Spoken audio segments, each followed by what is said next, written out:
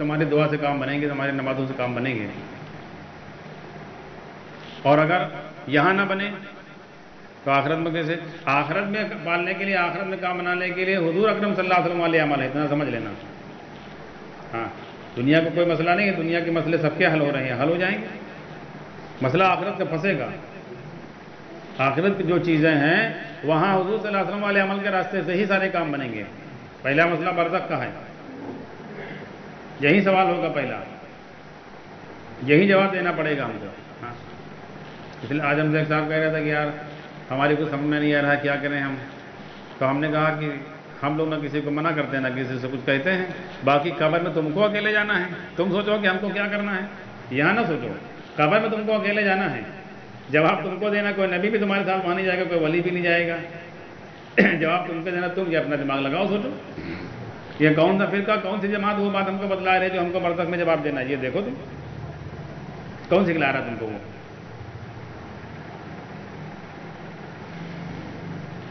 وہاں کس چیز کا سوال ہوگا؟ بھائی جتنی چیزوں پر ہم یہاں ایمان لاتے ہیں ان میں سے بھی تو کوئی چیز کا سوال نہیں ہوگا وہاں. بھائی کلمے میں 7 چیزوں پر ایمان لایا تھا ایمان مفصل میں، وہ بھی تو نہیں پوچھا جائے گا وہاں. وہاں تو یہ پوچھا جائے گا تمہارا رب کون ہے. اب اندازہ لگاؤ، یہ محنت اصل ہے. اولیاء صحابہ نے اس پر محنت کی، ورنہ اللہ کو تو پہلے دن سے اللہ کو مان لیا کہ اللہ اکیلا ہے، کوئی ہے ہی نہیں. فرشتوں پر تو ایمان لیا ہے، کتابوں پر تو ایمان لیا، نبیوں پر تو ایمان لیا پہلے دن سے. لیکن اللہ رب ہے، پرورش کرنے میں کسی کے محتاج نہیں ہے، اپنی قدرت سے پرورش کر رہے ہیں، یہ یقین دل میں اتر جائے. اس کے لیے ساری محنت ہے. اولیاء جو جنگل میں چلے جاتے تھے وہ اس کے لیے نہیں آتے تھے کہ اللہ پر ایمان آ جائے. اللہ پر ایمان ہے، اللہ تو اکیلا ہی ہے، اللہ پر ایمان ان کا یہاں بھی تھا. لیکن اللہ رب ہے، پرورش اللہ کرتے ہیں اپنی قدرت سے. یہ یقین کیسے بن جائے گا؟ کیونکہ یہاں سب پرورش ہماری ساری سبب کے راستے سے ہو رہی. آپ غور کرو، ساری سب کی پرورش سبب کے راستے سے ہو رہی، تو رب والے راستے کی یقین کیسے آ جائے گا؟ وہ ایسی جگہ چلے جاتے تھے اپنے کو لے کر جہاں کوئی سبب ہے ہی نہیں، نہ کھانے کا، نہ حفاظت کا، نہ دوا کا، نہ سردی سے بچنے کا، نہ گرمی سے بچنے کا، نہ کسی چیز سے بچنے کا کوئی سبب ہے ہی نہیں وہاں. اب جب ساری ضرورتیں وہاں اللہ سے پوری ہوتی دیکھ رہے ہیں، اندر آ رہا کہ نہیں اللہ ہی رب ہے، کوئی سبب نہیں ہے، اللہ رب ہے، رب اللہ ہے. یہ محنت اصل ہے. اور پرورش ہم لوگ اپنی سبب سے جوڑے ہوئے ہیں، وہاں سے ٹوٹ نہیں رہی ہے. جماعت کا جو نظام چلایا تھا مولانا الیاس صاحب رحمۃ اللہ علیہ نے، وہ اسی لیے چلایا تھا کہ پرورش کے یقین دکان سے ٹوٹ جاوے میرے نا. لیکن وہ اصل چیز وہاں سے نکال دی گئی. اور یہ بات کرتے تو کہتے ہیں یہ بہت اونچی بات ہے. اب وہ بھی اونچی اس لیے کہہ دیتے تھے کیونکہ یہ باتیں مولانا یوسف صاحب کے بیان میں لکھی ہوئی ہیں. اب اس کا انکار تو کر نہیں سکتے ہیں، کان کے وبانی ہیں، تو وہ کہتے تھے یہ بہت اونچی باتیں ہیں، یہ باتیں نہ کرو. حالانکہ اونچی نیچی کی بات نہیں، یہی باتیں اصل ہیں، یہی یقین توڑنے کے لیے نکال رہے ہیں. بھائی اگر مثال کے طور پر آپ کے لڑکے کی ہڈی جو ہے غلط جڑ گئی، ٹوٹی، اور آپ نے یہاں دیسی لوگوں کو دکھلایا، انہوں نے جو ہڈی جوڑ دی، غلط جڑی، ہڈی کے اوپر ہڈی بیٹھ گئی، تو آپ ہڈی کے جو ماہر ڈاکٹر کے پاس آپ گئے ہو تو کاہے کے لیے گئے ہو؟ کاہے کے لیے گئے ہو؟ ہڈی غلط جڑی ہے، صحیح جڑ جائے اس کے لیے تو گئے ہو نا. لیکن وہ اور چیزیں بھی جانچ کرے گا، کہے گا کہ ٹھیک ہے پہلے شوگر کی جانچ کرا لو، بلڈ پریشر کی جانچ کرا لو، شوگر تو نہیں، بلڈ پریشر تو نہیں ہے، دیگر اور جو ضروری جانچیں سمجھے گا ڈاکٹر کرائے گا. دوا دے دے گا، اگر آپ کے درد ہو رہی ہے درد کی دوا دے دے گا، بخار کی دوا دے دے گا اگر بخار ہے، اور کوئی دقت ہے، ہاضمہ نہیں صحیح ہے، پیخانہ صاف نہیں ہو رہا ہے، جو بھی ہوگی وہ بھی اس کی دوا دے دے گا آپ کو. اور ساری دوا آپ لے لو، اور جب آپ کی ہڈی میں ڈھان کہنا ہے ڈاکٹر صاحب دیکھو یہ بہت اہم کام ہے، یہ کا نہ چھوڑو آپ، باقی اب ٹھیک ہے بس اتنے. تو اس کے لیے آپ وہاں گئے ہیں، ہڈی جڑ جائے اس کے لیے لے گئے ہیں. اب آپ کا باپ وہاں لے گیا ہے، اب وہ لڑکا ڈاکٹر سے کہے کہ ڈاکٹر صاحب دیکھو یہ کا نہ چھوڑو، باقی آپ جتنی باڈی میں اپنی کمی سب کی دوا دے دو، لیکن یہ کا نہ چھوڑو، بہت تکلیف ہم کا ہے، یہ کا ایسے نہ ہے دو. تو باپ کہے گا بھائی بیوقوف ہم اسی لیے لے گئے تم کو وہاں، اور اتنا پیسہ اسے برباد کرایا، ساری جانچیں کرائی، ہمیں اس کے لیے تو ہم محلے میں گاؤں میں دکھلا دیتے، 150 روپے دوا مل جاتی. وہاں سے گاڑی کر کے آئے 1000 روپے لکھنؤ، 1000 روپے ڈاکٹر کو فیس دی ہے، 3000 روپے کی جانچیں کرائی ہے، اور اصلی کام تم نے کرنے ہی نہیں دیا. تو آدمی 4 مہینے میں جا رہا ہے، 1 لاکھ روپے کم سے کم خرچہ ہے. تو بتاؤ خالی قل هو اللہ، سورہ فاتحہ، انا اعطیناک، نماز کے فرائض سیکھ لیں تو 5 روپے کی انتری لا کے یاد کر لو سب چیزیں. غور کرو، پرورش کے یقین وہاں سے ٹوٹ جائے اس لیے بھیجا گیا تھا، وہ یقین تم سیکھنے نے، وہ باتیں کرنے تو فائدے کا ہے، فائدے کیا ہوا؟ اور دعویٰ کرنے کے ساتھ نبیوں والا کام ہے. بھائی نبیوں والا اگر کام ہے تو نبیوں والے کام میں تو اولیاء سے بڑے بڑے لوگوں کو پیدا ہونا چاہیے. 90 سال میں ایک آدمی ایسا پیدا ہوا تو بتلا دو جس کی دعا سے مردہ زندہ ہو گیا ہو، جس کی دعا سے کسی کی اولاد نہ ہو رہی اولاد ہو گئی ہو، جس کی دعا سے کوئی ظالم بادشاہ ہلاک ہو گیا، جس کی دعا سے کہیں قحط ہو رہا ہو، اس کی دعا سے قحط دور ہو گیا ہو، جس کی دعا سے کوئی ملک میں حالات خراب چل رہے ہوں، اس کی دعا سے ملک کی حالات ٹھیک ہو گئے، بلاؤ لاؤ. اور جب یہ کام نہیں شروع ہوا تھا لاکھوں ولی دنیا میں ایسے گزرے جن کی دعاؤں سے بڑے بڑے کام بنے ہیں. آپ یہیں سہارنپور میں گنگوا دیکھ لو، جو قصبہ ہے وہاں راجہ گنگ تھا، وہ جو ہے ظالم راجہ تھا، کوئی بارات نکلتی تھی تو ڈولی جو اپنے یہاں بلوا لیتا تھا اور اس عورت کو رات بھر اپنے ساتھ میں رکھتا تھا. ایک اللہ والے تھے، ان کو معلوم ہوا تو انہوں نے کہا ٹھیک ہے، ڈولی میں بیٹھ کے گئے اور راجہ کے محل میں جیسے پڑے ایک مرتبہ کلمہ بلند آواز سے پڑھا تھا، راجہ مر گیا تھا. سب کو نجات ملی کہ نہیں ملی؟ اور ایسے ہزاروں واقعے ہیں. تو اتنا بڑا نیٹ ورک تھا. بھائی مثال کے طور پر اگر جیسے ریلائنس اتنی بڑی کمپنی ہے یا ووڈافون یا ایئرٹیل اتنی بڑی کمپنیاں ہیں کہ پورے ہندوستان کے ہر گاؤں میں ان کے نیٹ ورک لگے ہوئے ہیں، ٹاور بنے ہوئے ہیں، شو روم کھلے ہوئے ہیں، کتنے اربوں کتنے کروڑوں ہزار کروڑ روپیہ لگا ہوا ہے ان کا. اب اگر پورے سال بھر میں یہ حساب جوڑیں اور حساب جوڑنے کے بعد کہیں کہ چلو کوئی گھاٹا نہیں ہوا، جتنا پیسہ لگایا جائے اتنا ہے، 500 روپے فائدہ ہوا ہے، تو یہ فائدہ مانا جائے گا. اگر 2-4 آدمی تم ایسے دکھلا دیے ہو، مولانا یوسف صاحب کے زمانے میں ایک آدھ ایسے قصے ہوئے ہیں، اتنا بڑا نیٹ ورک پوری دنیا میں، اتنا چیلنج کی نبیوں والا کام ہے، اتنے بڑے جماعتیں نکل لیتے تھے، بڑے بڑے اجتماعات ہو رہے تھے، ایک آدھ آدمی ویسے اس زمانے میں اگر بنیں گے تو یہ کوئی فائدہ مانا جائے گا؟ بھائی جیسے اتنا بڑا نیٹ ورک ہے جو جیو والے کا پورے ہندوستان میں اور بعض کمپنیاں ان کی دنیا بھر میں نیٹ ورک ہیں، تو اب اگر وہ سال بھر میں حساب جوڑیں کہ 551 روپے کا فائدہ ہوا تو کہیں گے فائدہ ہوا ہے. 500 روپے تو ایک دن میں مزدور کمائی کے لگ گیا ہے، تو مزدوری کر کے خالی ایسا 1 روپیہ نہیں لگا ہوا تھا. تو اس سے تو لاکھوں ہر سال ایسے ولیوں کی صفات کے آدمی پیدا ہونا چاہیے جن کی دعاؤں سے ملکوں کے مسئلے حل ہو جائیں. ہونا چاہیے کہ نہیں؟ اتنا بڑا نیٹ ورک تھا. اور اگر مولانا یوسف صاحب کے زمانے میں یہ ایک آدھ ایسے بن بھی گئے ہوں گے تو ایسے تو کتنے ولی دنیا میں گزرے ہیں جنہوں نے اپنی صحبت میں دفنا لیا. خواجہ معین الدین چشتی رحمۃ اللہ علیہ نے 40 آدمی لے کر آئے تھے یہاں، 40 ایسے تھے کہ ایک ان کے آدمی ایک علاقے کے ہدایت کے ذریعہ بنے کہ نہیں بنے ہیں.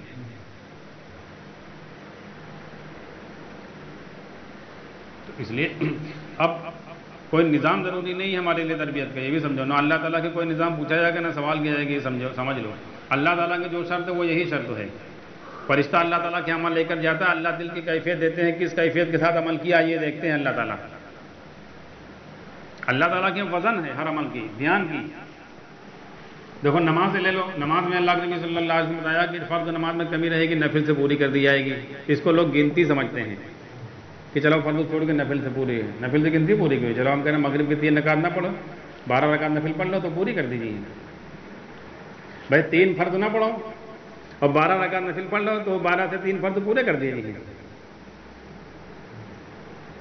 فجر کی 2 رکعت نہ پڑھو فرض، بعد میں 4 رکعت اشراق پڑھو، 4 رکعت چارج پڑھ لو، ڈیلی یہ کام کرو تو اس سے تو 8 رکعت ہوئے گی، تو 8 رکعت سے تو نفل پوری نہیں کی جا سکتے ہیں. دھیان کی کمی پوری کی جائے گی. صحابہ دھیان کے لیے پڑھتے تھے نفل.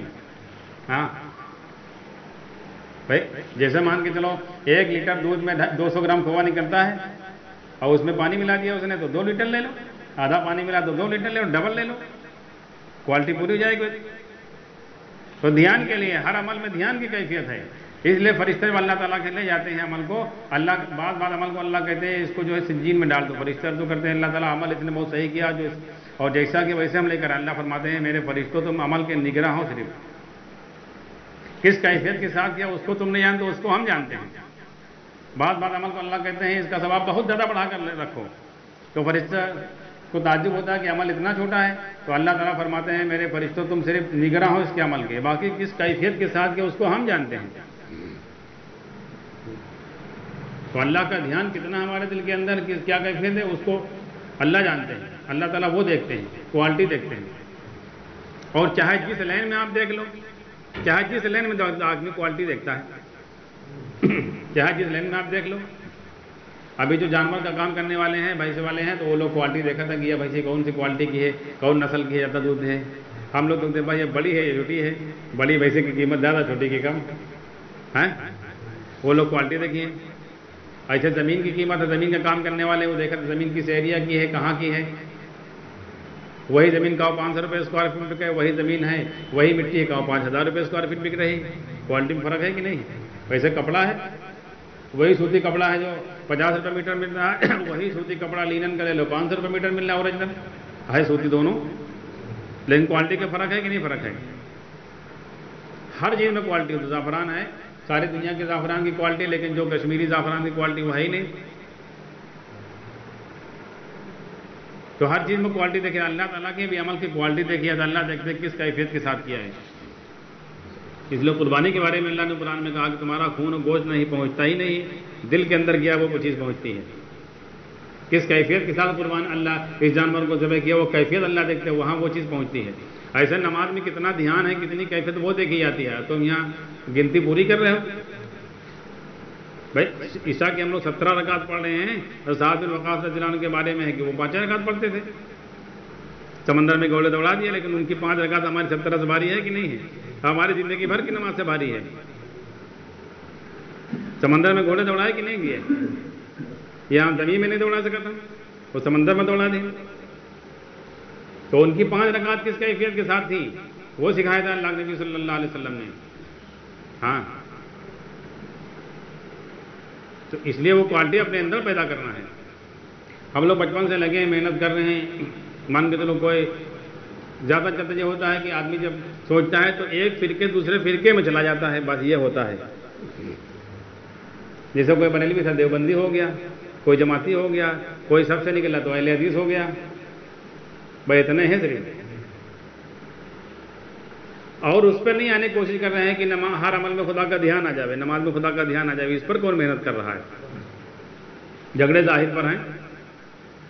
ایک یہاں رفع دین کرنا سنت ہے، ایک نہ کرنا سنت ہے، ایک یہاں سورہ فاتحہ امام کے پیچھے پڑھنا سنت ہے، ایک نہ پڑھنا سنت ہے. جھگڑے اسی پر تو ہو رہے ہیں نا. اور اس پر محنت کسی کی نہیں کہ نماز میں خدا کا دھیان آ جائے. جو مسئلہ سب سے بڑا مسئلہ اللہ کے نبی صلی اللہ علیہ وسلم نے سکھلایا تھا. بھائی اللہ کے نبی صلی اللہ علیہ وسلم نے نماز کا فرائض لکھا ہے، نہ واجبات، نہ سنت، نہ مستحب، نہ مکروہات، نہ مفسدات، کوئی چیز لکھائی نہیں اللہ کے نبی صلی اللہ علیہ وسلم نے. ہاں یہ مسئلہ بتایا اللہ کے نبی صلی اللہ علیہ وسلم نے کہ اگر نماز میں تمہارے خدا کا دھیان نہیں ہے، خدا کو دیکھتے ہو نہیں کہ تو نماز تمہارے لیے بد دعا کرے گی. نماز کے 2 درجے اللہ کے نبی صلی اللہ علیہ وسلم بتلائے ہیں. ایک نماز وہ نمازی کو دعا دیتی ہوئی آسمان پر جاتی، دوسری جو بد دعا دیتی ہوئی. یہ مسئلہ اللہ کے نبی صلی اللہ علیہ وسلم سکھلایا. تو اللہ کے نبی صلی اللہ علیہ وسلم کا مسئلہ کوئی نہیں بتاتا، اپنے اپنے اماموں کے مسئلے سب بتاتے ہیں کہ اس سے نماز ٹوٹ جائے گی. ان کے نزدیک ایک امام کے نزدیک اگر خون نکل کر بہ جائے تو ٹوٹ جائے گی، ایک امام کے نزدیک نہیں ٹوٹے گی وضو. ایک امام کے نزدیک وضو خون نکل کر بہ جائے ٹوٹ جائے گا، ایک امام کے نزدیک نہیں ٹوٹے گا. اپنے اپنے امام کے مسئلے سب بتلا رہے ہیں، نبی کا مسئلہ کوئی نہیں بتلا رہا ہے. کہ اللہ کے نبی صلی اللہ علیہ وسلم بتلا رہے ہیں کہ جب نماز کی اللہ تو اپنے دل کو ہر اللہ کے غیر سے پاک کر کے آؤ پہلے، اور نماز اس طرح پڑھو، نماز کا عمل اس طرح کرو تم اللہ کو دیکھ رہے ہو. اور یہ کیفیت نہ ہو تو آخر درجہ ہے کہ دھیان ہوگا اللہ ہم کو دیکھ رہا ہے. اور نماز کے 2 درجے اللہ کے نبی صلی اللہ علیہ وسلم بتلائے کہ نماز سے آدمی فارغ ہوتا ہے تو ایک نماز وہ نمازی کو دعا دیتی ہوئی آسمان پر جاتی ہے، ایک نماز وہ جو بد دعا دیتی ہوئی جاتی ہے. جب آدمی کے سامنے بات آئے گی تو اس پر دماغ لگائے گا، آدمی محنت کرے گا. ابھی آدمی کے سامنے کوئی چیز لینا ہے اور اس کے سامنے دونوں آپشن رکھ دو تو آدمی فوراً سے تحقیق میں پڑ جاتا ہے. ہاں ابھی کوئی آدمی سم لے رہا، خالی اتنا بتا دو کہ بھیا کچھ کمپنیاں چوری کرتی تھی، پیسے چوری کٹ جاتے ہیں، تو آدمی فوراً تحقیق کریں کہ بھیا کون کمپنی چوری کرا تو پہلے بتا دو تب وہی اور جو کمپنی چوری نہ کرو ہوگا بتاؤ وہ کمپنی کا نام سم لے پاؤں. کہتا کہ نہیں کہتا ہے؟ ابھی پتہ چل جائے آدمی کہ بھیا کچھ بینکیں ہیں جو پیسہ مان لینے بھاگ گئی ہیں، ابھی ہر آدمی چوکنا ہو جائے گا، جس کا پیسہ بینک میں جمع ہوگا وہی پڑ جائے گا بھیا ہماری بینک تو نہیں بھاگی ہے، جی ہمارا پیسہ جمع ہے بھاگ تو نہیں گئی، بینک لا نکالن فوراً ہوگا کہ نہیں ہوگا؟ تو جب یہ کان میں بات ہی نہیں پڑے گی کہ نماز دعا پر دعا کرتی ہے تو آدمی سمجھا نماز تو ہم پڑھیں نہیں، باقی اللہ کا کام ہے، ہم سے کیا مطلب. حالانکہ اللہ کے نبی صلی اللہ علیہ وسلم نے سکھلا دیا، مسئلہ بتلا دیا. نبی نے کوئی بات چھوڑی نہیں، نفع نقصان کی ساری باتیں واضح کر کے بتلا دی. تو عمل کے لیے یہی ایک شرط اللہ کے نبی صلی اللہ علیہ وسلم نے بتلائی کہ ہر عمل اس طرح کرو تم اللہ کو دیکھ رہے ہو. یہی شرط ہم نہیں پوری کر رہے ہیں، باقی ساری شرطیں پوری کر رہے ہیں. دیکھو ساری چیزیں یاد کر لیا. نماز کے 14 فرائض، 15 واجبات. پہلے مفتی کفایت اللہ صاحب نے 21 سنتیں لکھی تھی، مولانا عبداللہ صاحب نے 51 سنتیں لکھ دی. ہو سکتے ہے کہ اور پیدا ہو تو اس سے آگے لکھ دیں. تو یہ سب یاد کر رہے ہیں، نماز کے مستحبات، مکروہات، مفسدات. لیکن یہ کوئی نہیں یاد کر رہا کہ اس کی کوئی محنت نہیں کر رہا کہ نماز میں خدا کا دھیان ہے کہ نہیں. یہ نبی کا مسئلہ بتایا ہوا ہے. چلو ہم کہہ رہے ہیں 51 سنتیں پوری عمل کر لیا، اگر دھیان نہیں ہے تو نبی کا فتویٰ ہے کہ نہیں نماز بد دعا کرے گی؟ بتاؤ. تو اصل چیز پر آنا ہے، ایمان اور دھیان. دیکھو نماز کے لیے جس ایمان، جس علم، جس دھیان کی ضرورت ہے، مکے میں اسی کی محنت ہو رہی تھی. مولانا یوسف رحمۃ اللہ علیہ نے اس کو سمجھایا ہے بیان میں کہ وہاں مکے میں انہی 3 چیزوں پر محنت ہو رہی تھی. جس ایمان کی، جس دھیان کی، جس علم کی ضرورت ہے اس کی محنت پہلے ہو رہی تھی وہاں. جیسے آدمی باہر جاتا ہے تو مان کے چلو ابھی آپ کو ڈرائیوری میں لڑکے کو بھیجنا ہے تو پاسپورٹ پہلے بنوا کے رکھتا ہے اور ڈی ایل پہلے بنوا کے رکھتا ہے. یہاں سیکھ لیتا ہے، پہلے سب چیزیں کر لیتا ہے، پھر وہاں بھیجتا ہے. پتہ چلا پاسپورٹ نہیں بنوا، ویزا منگوا لیا، ویزا آ گیا اور پیسہ دے دیا ایجنٹ کا، اور پاسپورٹ آپ کے پاس ہے ہی نہیں. کچھ ملک ایسے ویزا بھیجتے تھے، کچھ ملک ایسے جن کا ویزا پاسپورٹ پر ہی لگتا ہے. مان کے تو ایسے ملک سے آپ نے ویزا منگوایا جہاں پاسپورٹ پر نہیں لگتا، تو ویزا آپ کا بیکار ہوا کہ نہیں ہوا؟ پاسپورٹ ہے ہی نہیں. چلو پاسپورٹ بنوا لیا آپ نے، ڈی ایل نہیں بنوایا لڑکے کا، تب بھی بیکار ہے. وہاں جائے گا واپس چلا کے پیسہ برباد جائے کہ نہیں جائے گا؟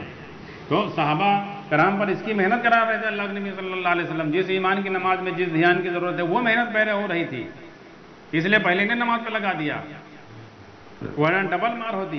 ایک طرف تو مشرکین مکہ مار رہے تھے، دوسری طرف نماز بھی ان کی بد دعا کرتی، تو ڈبل ہوتا کہ نہیں ہوتا؟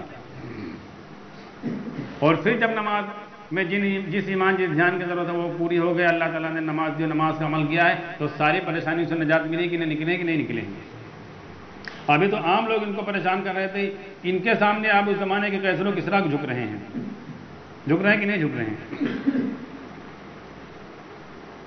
کہ یہ اس مرتبے تک پہنچ چکے ہیں، اللہ کے خاص بندے ہو چکے ہیں. اس لیے ہر آدمی اپنا اپنا دماغ لگاوے، ہر آدمی خود محنت کرے. بات قرآن و سنت سے ملاوے. جو بات قرآن و سنت سے ٹکرا جائے اس کو نہ مانو. قرآن و سنت کی جو بات ہے اس کو ماننا آپ کے لیے ضروری ہے. کہ اللہ کے نبی صلی اللہ علیہ وسلم نے جو ایمان صحابہ کو سکھلایا تھا وہ کیسے سیکھا تھا، کن چیزوں کو سیکھا تھا، اور ایمان بن گیا تو کیا کیا وعدے ان کے ساتھ پورے ہوئے ملاؤ. جب اللہ تعالیٰ نے مومن کہہ دیا صحابہ کرام کو، اس کے بعد میں کسی نے ان کو پریشان کیا اور لا دکھلاؤ. ایک کو روایت ہے ایمان دل میں آ گیا ہے، نماز میں دھیان آ گیا ہے، اس کے بعد میں کوئی حالات سے گزرے بتلاؤ. اب تو ان کی اختیاری زندگی ہے، وہ چاہے گھر نہ بنوائیں چاہے کھانا نہ کھائیں، وہ الگ چیز ہے. لیکن جہاں اللہ کے نبی صلی اللہ علیہ وسلم وہاں غالب آ کر رہے کہ نہیں رہے، چاہے تعداد کا مجاہد زیادہ ہو، یا ہتھیار ہوں چاہے نہ ہوں. کہ کامیابی کے جو کامیابی کے لیے، مدد کے لیے جو چیزیں تھیں وہ ان کے اندر آ گئی ہیں. اگر ہم نے نہ اللہ کو اکیلا مانا ہے، نہ حضور صلی اللہ علیہ وسلم والے عمل کو کامیابی لینے کا یقینی سبب مانا ہے، ہم نے اللہ کو جو شروع سے ہم نے بتلایا نا کہ کوئی چیز سامنے لا کر رکھ دو، کوئی اسباب رکھ دو، کوئی اسباب والا رکھ دو، پھر اللہ کو مان لیں گے. اسی طریقے سے کوئی اسباب سامنے رکھ دو، اس پر آدمی اطمینان ہو جائے گا. تو ان چیزوں پر ہماری محنت چل رہی. جس کے پاس زیادہ اسباب تو سمجھتے ہیں زیادہ کامیاب، جس کے پاس کم سمجھتے ہیں ناکام. جس کے پاس زیادہ چیزیں سمجھتے ہیں زیادہ کامیاب آدمی، جس کے پاس زیادہ سونا، زیادہ زمین، زیادہ پیسہ تو سمجھتے ہیں کامیاب. حالانکہ کامیابی ناکامی کے لیے اللہ تعالیٰ نے سب کو برابر چیزیں دی ہیں. اگر کسی کو کم کسی کو زیادہ اللہ تعالیٰ کامیابی کامیابی کے اسباب دیتے تو پھر اللہ تعالیٰ کی تقسیم تھی. پھر اللہ تعالیٰ نے کامیابی ناکامی کے اسباب سب کو برابر دیے، کسی کو کم کسی کو زیادہ نہیں دیے. کامیابی ناکامی جو انسان کے اپنے اندر سے نکلنے والے عمل کا نام ہے، اور عمل کا تعلق یقین سے ہے. وہ عمل کرنے کی صلاحیت اللہ تعالیٰ نے سب کو برابر دی ہے. عمل انسان اپنے جسم کے اعضاء سے کرتا ہے، وہ سب کو برابر دیے. 2 آنکھیں، 2 پیر، 1 زبان، 2 ہاتھ، 2 کان، 1 دماغ اللہ تعالیٰ نے سب کو دیا ہے. اور جس کے پاس دماغ نہیں اس کے لیے کوئی حکم نہیں. دماغ مین ہے، دماغ نہیں، ہاتھ پیر سب کچھ ہے لیکن کوئی حکم نہیں. اور دماغ ہے، ہاتھ پیر نہ، تب بھی حکم ہے. اس لیے اب ہماری محنت اس پر ہونا چاہیے. ہم خود دیکھیں کہ کتنا ہمارے عمل میں دھیان ہے، کتنا ہماری نماز میں دھیان ہے، اور کتنا ہم نے اس پر محنت کی ہے، اور کس کیفیت کے ساتھ ہم نماز کا عمل کر رہے ہیں. اب اگر فرض نماز میں دھیان میں کمی رہ جاوے مان کے چلو یہ جو کیفیت ہونا چاہیے وہ نہیں آئی، یا 2 رکعت میں دھیان نہ 2 میں نہیں رہا، تو بعد میں 2-4 رکعت نفل اور پڑھ لو دھیان کی کمی پوری کرنے کے لیے. پھر اللہ تعالیٰ کے تمہارے لیے نماز دعا کرے گی، اور جس کے لیے نماز دعا کر دے اللہ تعالیٰ کے اس کا کام بننا ہی بننا ہے. وہ اللہ سے نہ کہ تب بھی کام بنے گا. اب جب نماز ہمارے یہاں اللہ کے یہاں پہنچی، اللہ سے دعا کر رہی، اب اس نماز کے عمل کرنے کے بعد جو اللہ سے کہیں گے اللہ کام بناوے گا. لیکن وہی بات آ گئی، ہم نے اللہ کو اکیلا مانا نہیں ہے، کامیابی ناکامی کے اسباب دنیا چیزیں سمجھی ہیں، تو کوئی شکل سامنے آ جائے تب اللہ سے کہتے ہیں کہ اللہ یہ شکل ہے تم کامیاب کرو. اللہ کا اس پر تو وعدہ نہیں ہے. بھائی اللہ بندے کے درمیان شکل حائل کر لی. جس دنیا کو اللہ نے مردار کہا اس کے واسطے سے اللہ دعا کر رہے ہو. نماز اللہ کے نبی کی محبوب ترین چیز ہے، اللہ کے نبی صلی اللہ علیہ وسلم کی آنکھوں کی ٹھنڈک ہے، اس کے واسطے سے اللہ دعا مانگو اللہ نماز کا عمل کر کے. پھر دیکھو کام بنتا کہ نہیں بنتا ہے. بھئی یہی سارے عمل اولیاء کرتے تھے، صحابہ کرتے تھے، ان کے کام بنتے تھے، یہی سارے عمل ہم کر رہے ہیں، کوئی کام نہیں بننا ہے. کہاں بننا ہے بھائی؟ دنیا میں جیسے جو چیزیں انگریزوں نے بنائی ہیں، تو اگر یورپ کے ملکوں میں وہ چیزیں کام کر رہی ہیں، یہاں بھی کر رہا ہے کہ نہیں کر رہے ہیں؟ موبائل بنایا تو موبائل یہاں کام کر رہا ہے کہ نہیں کر رہا ہے؟ اے سی بنایا اے سی کام کر رہا ہے کہ نہیں؟ ہوائی جہاز بنا کر دے رہے ہیں، سارے ملکوں میں جا رہے ہیں، سارے ملکوں میں ہوائی جہاز نہیں بن رہے، لیکن جس ملک میں گئے جہاز چل رہے ہیں کہ نہیں چل رہے ہیں؟ میں بیوقوف ہے، کروڑوں کروڑ روپے کے جہاز لے رہے ہیں. تو نبی نے جو عمل دیے ہیں ایمان والوں کے لیے دیے، ایمان والوں کے کام بنے گے. اولیاء کے کام بنتے تھے، صحابہ کے بنتے تھے، ہمارے نہیں بننے ہیں. جب نہیں بن پا رہے ہیں تو ہم اولیاء کرام کو جھوٹا ثابت کر رہے ہیں. کچھ لوگ ہیں جو کہتے ہیں یہ سب فرضی واقعہ لکھے ہیں. ہاں، اور قرآن میں جو قصے اللہ نے بیان کیے ہیں وہ بھی فرضی ہیں. نبیوں کے ساتھ اور نبیوں کے ماننے والوں کے ساتھ جو مدد نصرتیں آئیں وہ تو فرضی ہیں.